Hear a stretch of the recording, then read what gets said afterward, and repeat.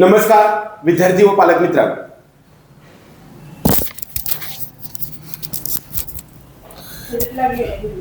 नमस्कार विद्यार्थी व पालक मित्रांनो. करिअर मेकिंग गार्डन्स यूट्यूब चॅनलमध्ये मी स्वतः doctor Rajkumar Adkar, career coach, MBBS counsellor, Madha, Solapur. आपल्या सर्व विद्यार्थी आणि पालकांना नीट UG 2026 ची प्रवेश प्रक्रिया साठीचं ऑल इंडिया कोट्यामधील MBBS BDSचा MCC medical counselling committee all India कोट्यासाठी 15%, त्याचबरोबर एम्स, जिपमर, AMU आणि BHU आणि डीम्ड युनिव्हर्सिटीमधले 100% सीट्स साठीची प्रवेश प्रक्रियेचं नोटिफिकेशन आणि संपूर्ण 4 राऊंडचं नोटिफिकेशन किंवा वेळापत्रक आपल्याला उपलब्ध झालंय. सर्व विद्यार्थी आणि पालकांना ज्यावेळेस नीटची परीक्षा होऊन ज्यावेळेस रिझल्ट आपल्या हातात येतो त्यावेळेस आपल्या निदर्शनास येते की आपण नेमकं कोणत्या प्रक्रियेमध्ये भाग घ्यावं. आपल्याला या सर्व प्रक्रिये वेबसाईटच्या माध्यमातून ज्यावेळेस उपलब्ध होतात त्यावेळेस आपल्याला नेमकं समजत नाही की आपण नेमकं काय करायला पाहिजे. त्याच संदर्भात आज आपण एकदम डिटेल आणि छानपैकी व्हिडिओ बनवण्याचा प्रयत्न केलाय. MCC medical counselling committee all India quota 15%, MBBS BDS government 15%, संपूर्ण भारत देशामधील गव्हर्नमेंट कॉलेजेसमध्ये यामधून ॲडमिशन दिलं जात असतं. त्याबरोबर एम्सच्या सर्व 20 युनिव्हर्सिटी, जिपमरच्या 2 मेडिकल कॉलेज कराईकाल आणि पॉंडेचेरी, अलीगड मुस्लिम युनिव्हर्सिटी, बनारस हिंदू युनिव्हर्सिटी आणि AFMC arm forces medical college Pune, हे सगळे 100% सीट्स आणि संपूर्ण भारत देशामध्ये असणाऱ्या डीम्ड 59 युनिव्हर्सिटीमधील सर्व सीट्स आपल्याला या प्रक्रियेमधून भरले जात असतात.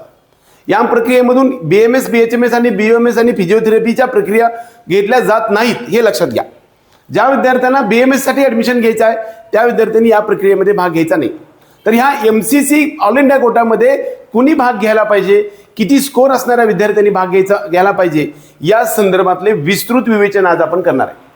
ज्या विद्यार्थ्यांना BMS, BHMS आणि BOMS आणि फिजिओथेरपी यासाठी ॲडमिशन घ्यायचं आहे आणि त्यांना महाराष्ट्र राज्यामध्ये घ्यायचं आहे अशा विद्यार्थ्यांसाठी ही प्रक्रियेमध्ये भाग घेण्याची आवश्यकता नाही, शांत बसायचं.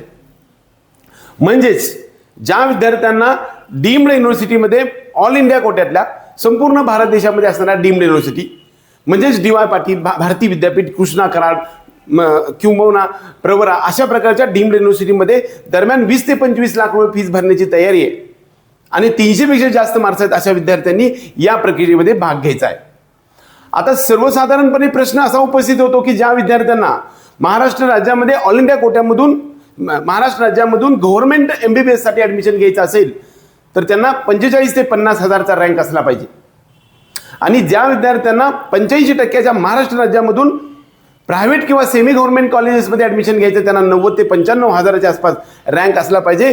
तो SC आणि ST साठी व्हेरी करतो 1,90,000 आणि जवळपास 3,80,000 ST कॅटेगरीसाठी आपल्याला व्हेरी करतो.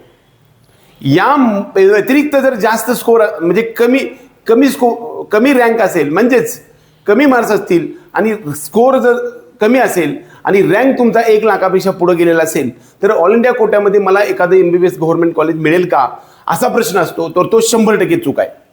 आपण त्याच्या संदर्भातला डिटेल सर्व गोष्टी आता पाहणार आहे. वास्तविक बऱ्याच वेळा महाराष्ट्रामध्ये प्रायव्हेट कॉलेज ज्यावेळेस आपल्याला मिळत नाही असं वाटतं त्यावेळेस बऱ्याच वेळा सर्वजण प्रश्न विचारतात की मला महाराष्ट्रामधलं ऑल इंडियामधून MBBS मिळेल का. तर त्याचा सगळा लेखाजोखा मी तुमच्यासमोर आता मांडण्याचा प्रयत्न करणार आहे. ग्रँड मेडिकल कॉलेज असेल या ठिकाणी जर आपल्याला गव्हर्नमेंटमध्ये ॲडमिशन घ्यायचं आहे तर स्टेट कोट्यामधून हे जे ऑल इंडिया रँक होता तो सर्व कॅटेगरी वाईज किती होता हे आपण पाहू शकता या ठिकाणी. पहिला महत्त्वाचा मुद्दा, हे 15% आणि 85% कोट्यासाठी ओपनमधून 2368 असणाऱ्या ऑल इंडिया रँक असणाऱ्या विद्यार्थ्याला हे जे मेडिकल कॉलेज मिळाले. वास्तविक तेच 85% मध्ये 5130 एवढा रँक असणाऱ्या विद्यार्थ्याला हे कॉलेज ओपन कॅटेगरीमधून मिळाले. OBC साठी 4444 ऑल इंडिया रँकला हे कॉलेज मिळाले. तर आपल्या महाराष्ट्र राज्याच्या 85% कोट्यातून 10,720 या रँकला. एक्झाम्पल धरून चालू, टिळक महाविद्यालय, टिळक मेडिकल कॉलेज, आपण ह्याला Tilak municipal corporation medical college Sion Mumbai TMC असं म्हणतो, तर या LTMC असं म्हणतो, लोकमान्य टिळक मेडिकल कॉलेज मुंबई सायन, या ठिकाणी आपण एखादी कॅटेगरी पाहायला गेलं तर EWS मध्ये ऑल इंडिया कोट्याच्या 15% 6,600 एवढा ऑल इंडिया रँकला मिळाले. तेच महाराष्ट्रामध्ये मात्र आपल्याला 21,000 एवढ्या ऑल इंडिया रँकला मिळाले. म्हणजे महाराष्ट्र राज्यातल्या प्रक्रियेमधून आपल्याला निश्चित चांगलं कॉलेज मिळत असतं. ही गोष्ट आपण लक्षात घेतली पाहिजे. खूप वेळा असं समजलं जातं की मला जर समजा ऑल इंडिया कोट्या महाराष्ट्रामधून जर 85% काही मिळत नसेल आणि माझा रँक 1,30,000 25,000 असेल तर ऑल इंडिया कोट्यातून आपल्याला डीममध्ये जावं लागेल. तिकडे आपल्याला 15% गव्हर्नमेंट कोट्यामध्ये किंवा एम्स जिप्परमध्ये जाता येणार नाही. एक्झाम्पल धरून त्याला हे सगळे जे आहेत ते सर्वात 7व्या नंबरचं एक कॉलेज आपण पाहूया सध्या, ते म्हणजे वैशंपायन मेमोरियल मेडिकल कॉलेज. हे कॉलेजमध्ये आपले सोलापूरला जर समजा SC कॅटेगरीला 85% कोट्यामधून 91,000 एवढ्या रँकला हे मिळाले आणि ऑल इंडिया कोट्यातून 76,000. म्हणजे आपल्याला असं दिसतंय की 85% कोट्यामधून आपल्याला चांगलं कॉलेज मिळणार आहे. तेच ओपन कॅटेगरीमध्ये जर आपण पाहायला गेलं तर वैशंपायनला 14,407 एवढा ऑल इंडिया रँक असणाऱ्या विद्यार्थ्याला हे कॉलेज मिळालेलं आहे आणि मात्र 15% मात्र 10,285 म्हणजे 4,000 एवढा रँक कमी असला तरी हे कॉलेज आपल्याला मिळाले. म्हणजेच आपल्याला 85% 15% ॲडमिशन घेण्यासाठी मार्क्स जास्त लागतात. उदाहरणार्थ आपण दुसरा एक टॉपिक घेऊया, तो म्हणजे गव्हर्नमेंट मेडिकल कॉलेज अलिबाग. या ठिकाणी ओपन कॅटेगरीसाठी जर पाहायला गेलं तर 28,000 एवढा रँक असणाऱ्याला 85% कोट्यातून कॉलेज मिळालेलं आहे आणि 15% कोट्यासाठी त्यांना 15,689 एवढे, म्हणजे जवळपास दुप्पट रँक असलं तरी सुद्धा ते कॉलेज आपल्याला 85%तून मिळालेलं आहे. एकंदरीत हाच प्रकार सर्वकडे पाहता आपल्या असं निदर्शनास येऊ शकतं की सर्वसाधारणपणे आपल्याला जे काही कॉलेजमध्ये ॲडमिशन घ्यायचं आहे, उदाहरणार्थ गव्हर्नमेंट मेडिकल कॉलेज नाशिक, इकडे सुद्धा आपण पाहू शकता. हे सर्व गोष्टी तुम्हाला आम्ही देण्याचा जो प्रयत्न करणार आहे याच्यामधून असं दिसतंय SC ST OBC EWS आणि ओपन या कॅटेगरी विद्यार्थ्यांसाठी गडचिरोलीमध्ये SC कॅटेगरीला 99,000 रँकला हे कॉलेज मिळालेलं आहे आणि महाराष्ट्रामध्ये मात्र आपल्याला हेच कितीला बघा 1,52,122 एवढ्या रँकला मिळालेलं आहे. एकंदरीत बऱ्याच वेळा असं असतंय की बऱ्याचशा केसेसमध्ये 100% केसेसमध्ये 85% कोट्यामधून आपल्याला जर एखादं कॉलेज मिळत असेल तर ते कॉलेज आपल्याला 100% हे बेटर कॉलेज मिळणार आहे 15%पेक्षा. त्यामुळे खूप वेळा लोकांना असं पण वाटत असतं की आपण ऑल इंडिया कोट्यात भाग घ्यावा का, पण 100% लक्षात घ्या, ज्या विद्यार्थ्यांना 1 लाखापेक्षा कमी रँक आहे अशा विद्यार्थ्यांनी स्टेट कोट्यामध्येच ॲडमिशन घ्यायचं आहे. ज्या विद्यार्थ्यांचं 1 लाखापेक्षा जास्त रँक आहे अशा विद्यार्थ्यांना डीम्ड युनिव्हर्सिटीचा पर्याय असेल तर मात्र आपण या कॉलेजमध्ये ॲडमिशन घेण्यासाठी जाता येऊ शकणार आहे. त्याचबरोबर ज्या विद्यार्थ्यांसाठी सर्वसाधारणपणे ऑल इंडिया कोट्यामध्ये ज्यांचा रँक 30,000पेक्षा कमी आहे आणि ऑल इंडिया कोट्यामधून 15%चं गव्हर्नमेंट कॉलेज घ्यायचं आहे अशा विद्यार्थ्यांनी मात्र या ऑल इंडिया कोट्याच्या MCC काउन्सिलिंगमध्ये भाग घ्यायचा आहे. ज्या विद्यार्थ्यांना MBBS BDS करायचं आहे आणि चांगलं कॉलेज घ्यायचं आहे आणि 90,000च्या किंवा 95,000च्या आत रँक आहे अशा विद्यार्थ्यांसाठी आपण एक लक्षात घ्यायचं आहे की ह्या प्रोसेसमध्ये भाग घेण्याची आवश्यकता नाही. ज्यांना डीम्ड युनिव्हर्सिटीमध्ये भाग घ्यायचा आहे 300, 250, 350 असे मार्क्स आहेत अशा विद्यार्थ्यांना मात्र या कोट्यामधून भाग घेता येऊ शकणार आहे.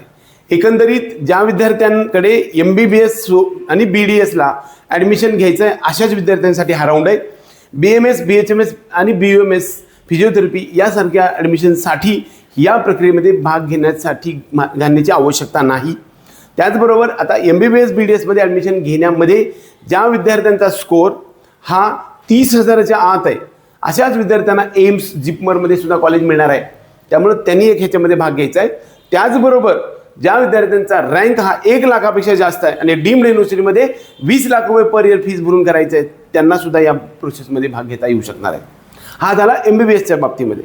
ज्या विद्यार्थ्यांना महाराष्ट्रामध्ये 1,05,000 वगैरे रँक आहे, 1 लाख समजा VJ कॅन्डिडेटसाठी 1,15,000पेक्षा पुढे रँक आहे तर त्यांना मिळणार नाही. समजा SC कॅटेगरीसाठी 2 लाखाच्या वरती आहे तर त्यांना सुद्धा मिळणार नाही. समजा ST कॅटेगरीला 3,80,90,000च्या वरती समजा आहे तर अशा विद्यार्थ्यांना मिळणार. त्यांनी मात्र या प्रोसेसमधून डीम्ड युनिव्हर्सिटीसाठी ट्राय करता येऊ शकतो. परंतु ज्यांना महाराष्ट्रात गव्हर्नमेंट किंवा प्रायव्हेट मिळत नाही अशा विद्यार्थ्यांना सेंट्रलमधून गव्हर्नमेंट मिळत असतं अशी अपेक्षा करणं चूक आहे. BDS बाबतीत पण तसंच आहे. तुम्हाला बेस्ट कॉलेज जर पाहिजे असेल तर 85% मिळत असतं. त्यामुळं 15% भाग घेण्याची आवश्यकता नाही. ज्या विद्यार्थ्यांचा स्कोर खूपच चांगला आहे, अगदी 5,000च्या आत आहे रँक, ऑल इंडिया रँक, ज्यांचा स्कोर 630पेक्षा जास्त आहे अशा विद्यार्थ्यांना एम्स आणि जिपमर, अलीगढ मुस्लिम युनिव्हर्सिटी आणि BHU बनारस हिंदू युनिव्हर्सिटीमध्ये भाग घेण्यासाठी मात्र या प्रक्रियेमध्ये भाग घ्यावं लागतं. समजा कदाचित या भाग प्रक्रियेमध्ये MCCचं काउन्सिलिंग प्रोसेस ही 5 तारखेपासून ते 12 तारखेपर्यंत आपल्याला प्रोसेस सुरू आहे. या 7-8 दिवसामध्ये रजिस्ट्रेशन आपण करू शकतो. जरी नाही रजिस्ट्रेशन केलं तरी प्रत्येक राऊंडमध्ये आपल्याला रजिस्ट्रेशन करता येऊ शकणार आहे. राऊंड 1, राऊंड 2, राऊंड 3, राऊंड 4 म्हणजे त्याला आपण स्ट्रे व्हॅकन्सी राऊंड म्हणतो. त्यामुळे या प्रक्रियेमध्ये कुणी भाग घ्यावा हे आपल्याला 100% आपल्याला लक्षात आलं असेल. आपल्या सर्व विद्यार्थी आणि पालकांना आपल्या या काउन्सिलिंग प्रोसेसमधील मार्ग सुकर बनण्यासाठी हा एक महत्त्वाचा व्हिडिओ तुमच्यापर्यंत आणण्याचा प्रयत्न केला आहे. हा व्हिडिओ आवडला तर व्हिडिओला लाईक करा, त्याचबरोबर आपल्या चॅनलला सबस्क्राईब करून बेल आयकॉन दाबा.